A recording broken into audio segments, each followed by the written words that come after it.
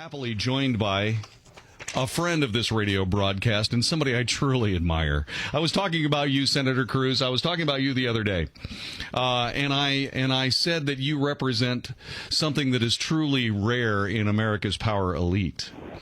And I said that you are a member of the power elite who had been educated in Harvard but walk in the footsteps of those who created this land because you didn't leave your humility on the stage where you got your diploma. Well, John David, I appreciate the encouragement and the kind words, and it's always great to have the chance to visit with you and to visit with your many listeners. Well, sir, it's awfully good to have you here. So we find something here from the Washington Examiner that I think is a great way to start our conversation today, and that is that, according to you, the Obama administration does not respect the First, Second, Fourth, or Fifth Amendments to the Constitution of the United States. And, sir, you are completely correct. Well, I have to admit it would be shorter to list the amendments to the Constitution that the Obama administration has respected. I'm not aware of their having violated the Third Amendment, which prohibits the quartering of soldiers in our homes. So that may be one that they're still honoring. But beyond that, I have to say it is really unfortunate and dismaying, the pattern of disregarding the Bill of Rights that we have seen from this administration. How did we get here? How did we get to an administration that started its history, started its work by swearing an oath to a Constitution it completely ignores? Well, I mean, unfortunately, this administration seems to believe that the ends justify the means.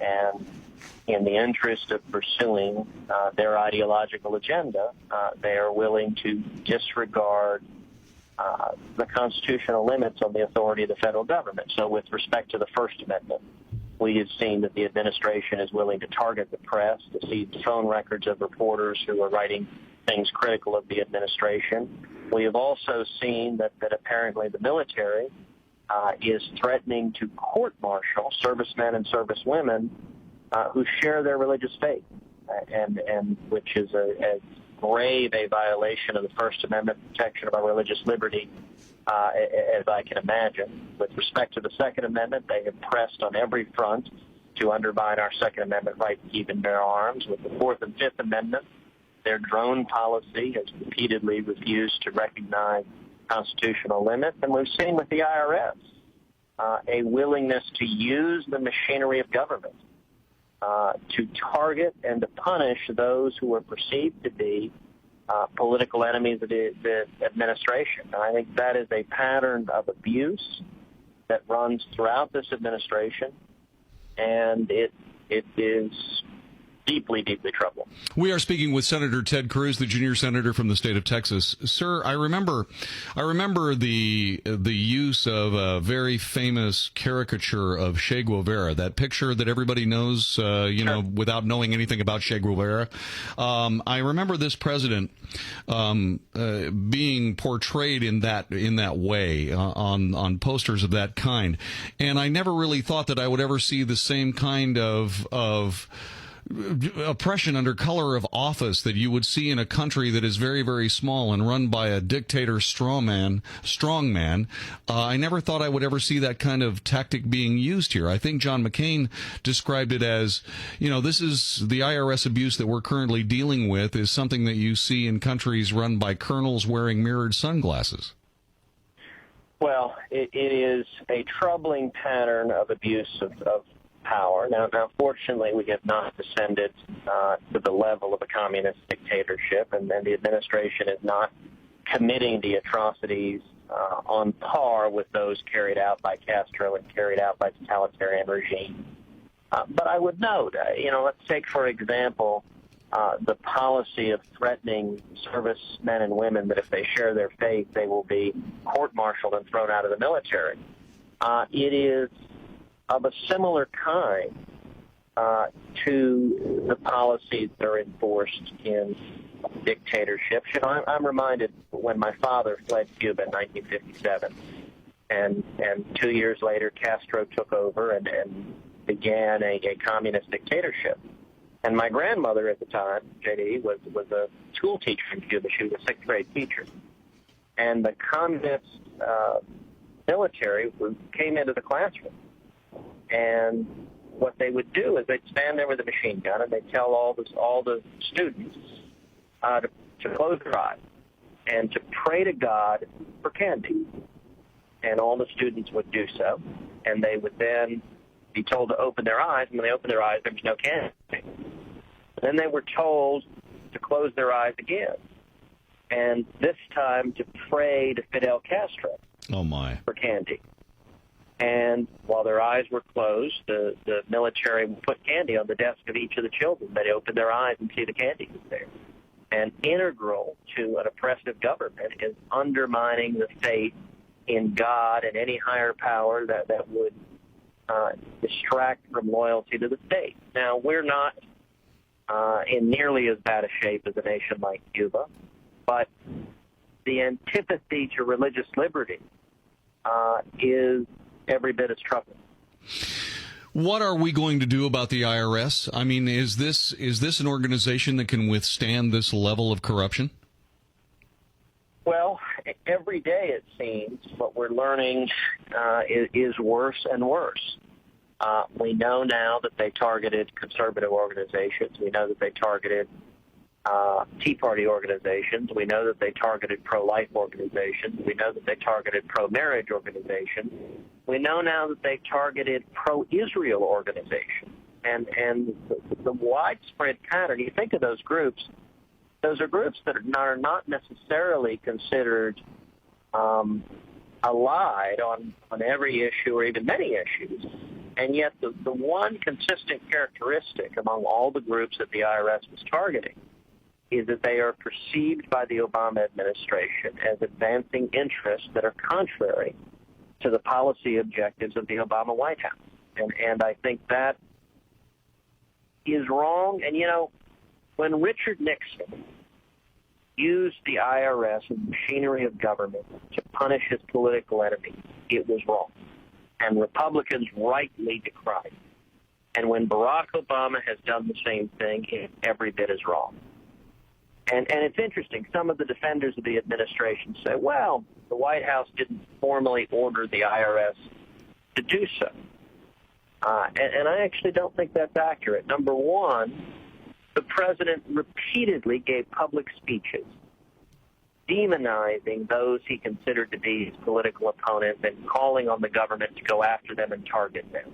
And when IRS agents follow the public decrees of the president, one shouldn't be surprised. When you set up a culture of intimidation and corruption, going after those who are on the other side of the political aisle from you, that in turn will be reflected by those working in government. When you set up a culture where the head of the office that was in charge of targeting and persecuting conservatives and those who politically disagree with the president was promoted and is now put in charge of the office that is charged with implementing Obamacare, with assembling the largest database in the United States about our personal health care information. It is a culture of intimidation and corruption that I think is fundamentally wrong, and ultimately the accountability needs to lie with the president and his political appointees that created that culture and that called publicly for targeting those perceived to be political enemies of the White House. It seems to me, sir, that what we are describing here, without using the direct words and things that we are familiar with in political study, it looks like to me that we're seeing a personality cult take hold in the Obama administration, where the president can say, I found out about it in the newspapers, and his minions are doing the work that he can deny. Plausible deniability rears its ugly head again in Washington politics. No, that's exactly right. And, you know, some of the media in reporting on this have said, well, we need to see if they're actual, you know, if there's a direct order from the White House, you know, a smoking gun, you know, dear IRS, please target conservatives, signed Barack Obama. And, you know, in the post-Watergate world, unless they are exceptionally foolish, there probably is no such email. But that's not the way it's done. The way it's done now is simply the White House says, who will rid me of this meddlesome cleric? It says these are enemies of the administration, and then it allows the natural course of events to take force, which is that all of those working in the federal government know that those that in turn carry out those marching orders will be rewarded. And in fact, JD, we know of multiple Democratic senators who sent letters to the IRS saying, please increase scrutiny on conservative groups. And you know what? That's pretty darn close to a smoke and gun email. It is a letter on official Senate letterhead with their signature at the bottom. That was Schumer. That was Durbin, Schumer, and I guess it was. He called the Obamacare a train wreck. Max Baucus. Senator Baucus. Yeah. Right. So, I mean, that's exactly right, and so we shouldn't be surprised that the IRS did what they were told by Democratic partisans to do. It is also quite remarkable that we have discovered that the head of the IRS visited the White House, I believe the number is 157 times. In contrast, in the Bush administration, in the same comparable 4-year period, the president of the IRS visited the White House once. Good heavens. Now, why would the head of the IRS be visiting the White House 157 times? To put that in reference, Eric Holder, the Attorney General, during the same time period, visited the White House 62 times. So the head of the IRS was in the White House more than twice as often as the Attorney General. In fact, the head of the IRS was in the White House more than any member of the Obama cabinet. And it's completely unprecedented. And here's what's really revealing. When the head of the IRS was asked in Congress, why were you in the White House so often? The answer that was given was, well, I went there to attend Easter egg rolls with my kids. Yes. Yeah, I saw that. And, you know, that's highly revealing because now the Obama White House is trying to spin this as, well, Obamacare involved a lot of taxes, so we needed to visit with him about the tax system. If that explanation had credibility, why would the head of the IRS not give it?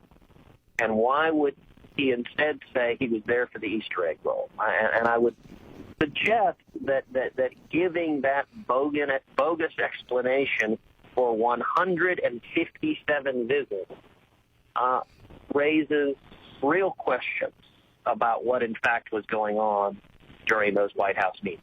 Yeah, it actually raised a question in my part. How could somebody that smug and that arrogant, how long has it been since he had his face slapped? Probably college when he suggested something rude to a young female that he was sitting across from. Anyway, that being said, sir, I wanted to ask you something else. Thank you very much for that. I look at all of this and I'm growing steadily more annoyed at this abuse of government, and what I want to ask you about at this particular moment is the debt ceiling. Speaking of abuses of the American people and their pocketbooks, the debt ceiling issue is coming back. What's the Senate going to do about it? Well, that is a very good question, and we will see. There is an ongoing fight, as you know, on the floor of the Senate about what to do with the debt ceiling. Harry Reid is trying to use a procedural backdoor to set up raising the debt ceiling with just 50 votes in the Senate rather than 60. And the reason that is so important is there are 55 Democrats. So if he can raise this debt ceiling with 50 votes, he can just force it through on a straight party line vote.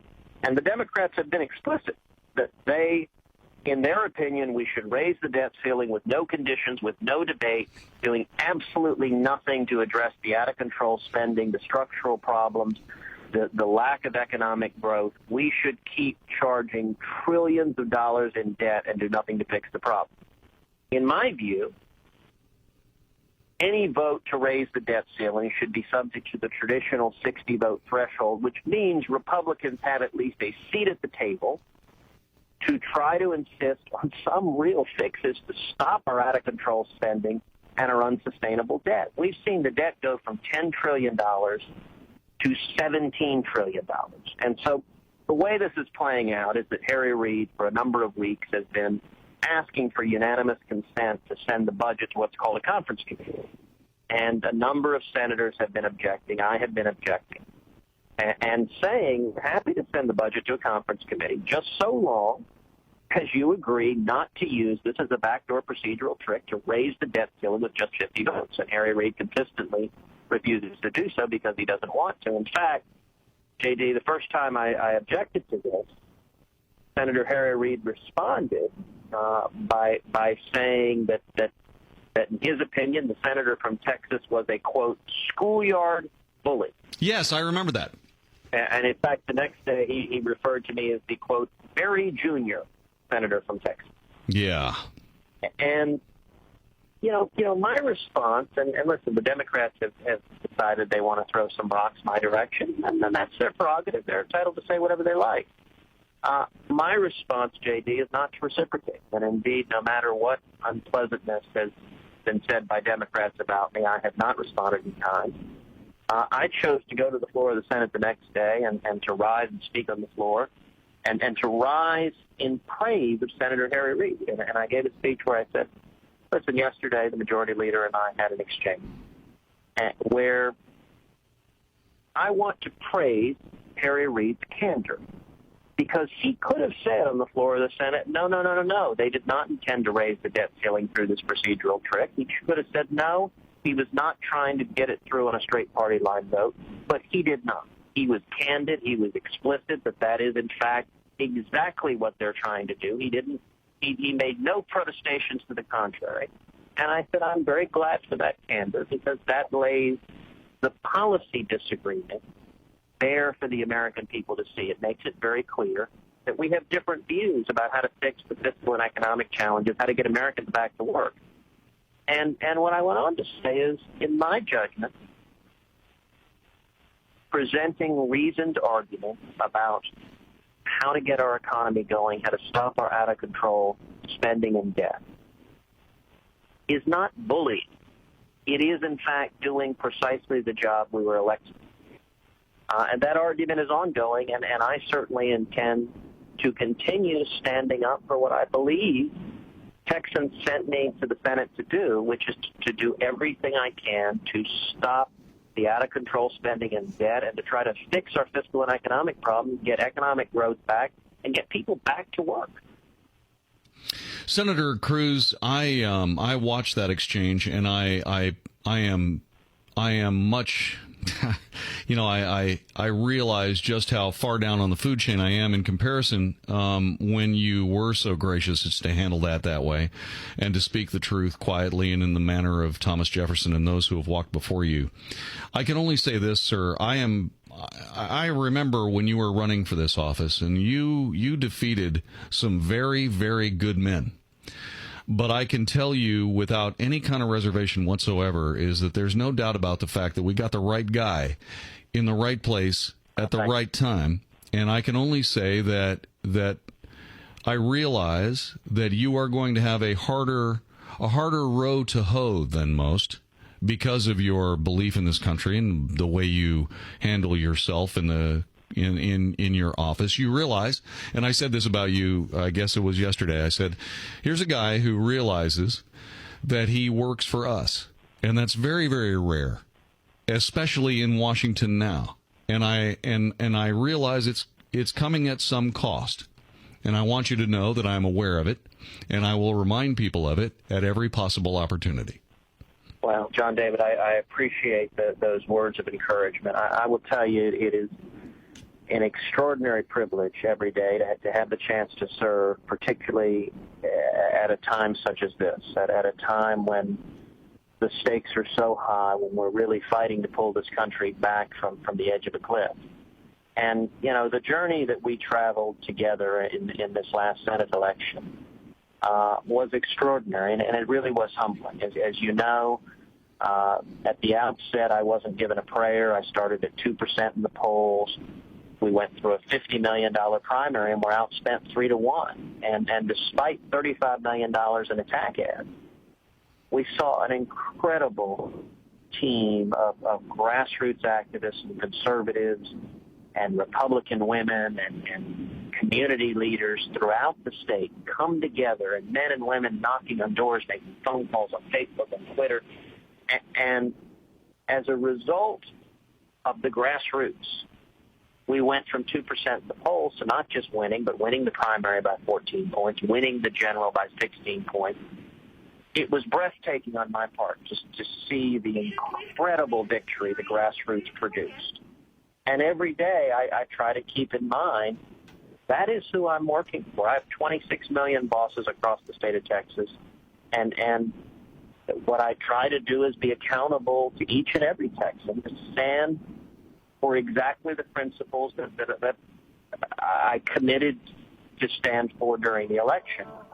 I'll tell you as an interesting anecdote just how powerful the grassroots are. So a couple of days ago, I was in New York City Wednesday and was in town to give to speak at the New York State Republican Party's annual fundraising dinner. And some liberal groups decided to set up a couple of protests outside, one on gun control because they want to see more gun control, and one on immigration. And those same liberal groups decided that they were going to do what's called a Twitter bomb, which is at 5:30 p.m. on Wednesday. They were going to ask every liberal they could across the country to tweet something nasty about them. And so they came up with this hashtag that was "You Cruz, You Lose" is what they called it. Right. What happened in response, Diddy, was incredible. The conservative grassroots decided to respond. And in particular, RedState.com, Eric Erickson, and a number of others began putting out that at the exact same time, conservatives would tweet a different hashtag, would tweet "Cruz to Victory." And that happened, and what was remarkable is this was entirely organic. My office had nothing to do with this. We simply watched the conservative grassroots standing up. By 9 p.m. Wednesday night, the hashtag "Cruz to Victory" was trending as the #1 tweet in the entire United States and the #2 tweet worldwide. Wow. And the left-wing tweets attacking didn't make the lists, the top 10 lists in either. I mean, it was a tremendous demonstration of when Texans and Americans and conservatives stand up and speak out, the power of the grassroots. And that I find a powerful affirmation of exactly who it is I'm trying to work for every day. Senator Cruz, it's a privilege and a pleasure to have you on the radio broadcast. We can hardly wait until you have time to do it again. Thank you very much for your thoughts and your beliefs, and thank you very much for the incredibly good work that you are doing on behalf of Texas and the United States of America. Thank you, John David, for your voice for freedom, and thank you to all your listeners for your passion and principle and your prayers. God bless you, and I look forward to being back again with you soon. God bless you, Ted Cruz. Thanks very much for your time here.